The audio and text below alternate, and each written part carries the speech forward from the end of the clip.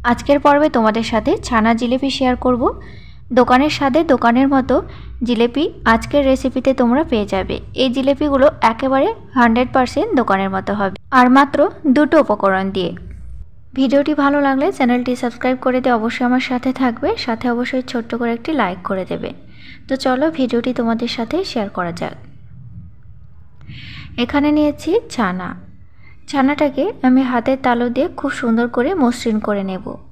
ছানার জিলাপি বলো আর মিষ্টি বলো, ছানাটাকে খুব ভালো করে আগে চটকে নিতে হবে। হাতের তালু দিয়ে ডলে ডলে ছানাটা মসৃণ করে নেব। যতক্ষণ না ছানা থেকে তেল বেরিয়ে আসছে ততক্ষণ ছানাটাকে ঠিক এইভাবে চটকাবো। তো বন্ধুরা দেখো, ছানাটা খুব সুন্দরভাবে চটকে নিয়েছি আর একেবারে মসৃণ হয়ে গেছে। এবার এই পর্যায়ে ছানার ভেতরে দেব 4 চামচ দিচ্ছি ময়দাটা অবশ্যই দিতে হবে, তবে ছানার চাইতে ময়দার পরিমাণ খুবই অল্প দিতে হবে। ছানার 4 ভাগের 1 ভাগ দিতে হবে ময়দা। এবার সামান্য ফ্লেভারের জন্য দিচ্ছি এলাচ পাউডার। মেশানোর মতো আর কোনো উপকরণ এখানে নেই। এই দুটো উপকরণ দিয়ে আজকে ছানা জিলাপি তৈরি করছি। আবারও হাতের তালু দিয়ে চটকে নেব। এখানে জলের কোনো প্রয়োজন নেই, ছানার ভেতরে যে জলটা আছে সেই জল থেকে খুব সুন্দরভাবে ডোটা তৈরি হয়ে যাবে। দেখতে পাচ্ছ বন্ধুরা, ডোটা কত শক্ত করে তৈরি করে নিয়েছি। এই পর্যায়ে ছোট ছোট টুকরো করে ভাগ করে নেব ছানাটা। এইভাবে টুকরো করে নিলে জিলাপিগুলো একই সাইজে তৈরি হবে। ছানা থেকে লেচিগুলো একটু বড় সাইজ করে কেটে নিয়েছি। ছানা জিলাপি যত বড় হয় তত দেখতে ভালো লাগে, আবার খেতেও ভালো হয়। ছানার লেচি থেকে ছোট ছোট টুকরো নিয়ে হাতের তালু দিয়ে ঠিক এইভাবে লম্বা করে নেব। দেখতে পাচ্ছ, এবার একটু পেঁচিয়ে দেব গোল করে। জিলাপিগুলো তৈরি করা খুব সহজ, কোনো পরিশ্রম হয় না, আর শর্টকাটেও বানিয়ে নেওয়া যায়। দেখো বন্ধুরা, কত সুন্দর করে জিলাপিটা তৈরি করে নিয়েছি। হাত দিয়ে একটু চেপে দেব, তাহলে খুলে যাওয়ার আর সম্ভাবনা থাকবে না। আরেকটি জিলাপি তোমাদেরকে বানিয়ে দেখিয়ে দিচ্ছি। ঠিক এইভাবে একটু পেঁচিয়ে গোল করে নেব। হাত দিয়ে একটু চেপে দেব, তাহলে খুব সুন্দরভাবে লেগে যাবে। সবকটা জিলাপি এখানে তৈরি করে নিয়েছি। চলো এবার ভাজতে হবে।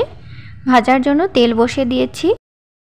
জিলাপিগুলো ডুবো ডুবো তেলে ভাজতে হবে, তাহলে জিলাপিগুলো দুই দিক থেকে ফুলে উঠবে আর সুন্দর কালার আসবে। গ্যাসের ফ্লেম একেবারে মাঝারি লো আঁচে রাখা আছে। এই পর্যায়ে গ্যাসের তাপ কখনোই বাড়াতে যাবে না, তাহলে গরম তেলে জিলাপির গায়ে ফোসকা পড়ে যাবে আর জিলাপিগুলো ওপর থেকে লালচে কালার ধরবে না। তো এখন আমি গ্যাসের ফ্লেমটা একেবারে লোতে রেখে দিয়েছি। কাঁচা অবস্থায় কখনোই উল্টাতে যাবে না, তাহলে জিলাপিগুলো কেটে যাবে, ভেঙেও যেতে পারে। তো একটু গরম তেলে ছিটা এইভাবে দিয়ে দিচ্ছি। তোমরা একটু অপেক্ষা করলেই দেখতে পাবে জিলাপিগুলো তেলের মধ্যে এমনিতেই নড়াচড়া করছে। তখনই জিলাপিগুলো হালকা হাতে উল্টে দেব। জিলাপির এক সাইড উল্টে দিয়েছি, আর এক সাইড উল্টে দিচ্ছি।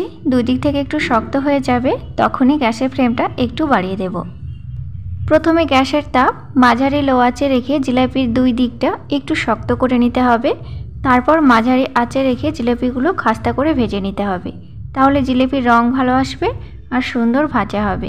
এই পর্যায়ে জিলাপিগুলো তুলে নিচ্ছি, তবে রংটা আরেকটু গাঢ় করতে চাইলে আরেকটু ভেজে নেবে। জিলাপির কালারটা হালকা রাখার জন্য একটু কম ভেজেছি। তোমরা কালারটা আরেকটু গাঢ় করতে চাইলে আরেকটু ভেজে নিতে পারো। সুগার সিরাপের জন্য এখানে চিনি দিচ্ছি আর দিচ্ছি জল।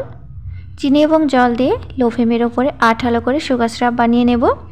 সুগার সিরাপ এই পর্যায়ে আঠালো করে তৈরি করতে হবে। এবার দিচ্ছি দুটো মশলা, খুব সুন্দর ফ্লেভার পাওয়া যাবে। এমনিতেই জিলাপিতে এলাচ পাউডার দেওয়া আছে, তারপরেও আমি সুগার সিরাপে দুটো মশলা দিলাম।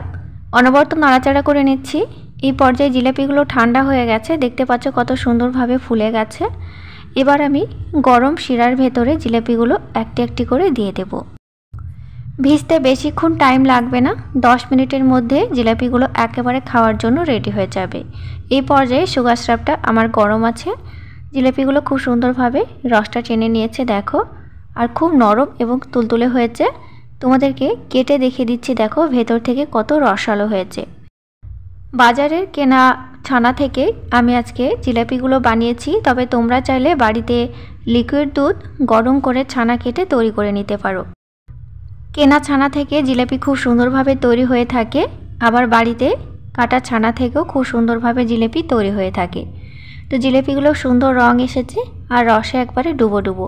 তো কেমন হয়েছে অবশ্যই আমাকে কমেন্ট করে জানিও। আর তোমরাও বাড়িতে একবার সামান্য দুটো উপকরণ দিয়ে জিলিপি বানিয়ে খেও, দোকানের চাইতে দ্বিগুণ টেস্ট পাবে। ভিডিওটি ভালো লাগলে চ্যানেলটি সাবস্ক্রাইব করে দিয়ে অবশ্যই আমার সাথে থেকো, সাথে অবশ্যই লাইক এবং কমেন্ট করো। তোমার ফ্রেন্ড ও ফ্যামিলিদের সাথে ভিডিওটি অবশ্যই শেয়ার করে দিও।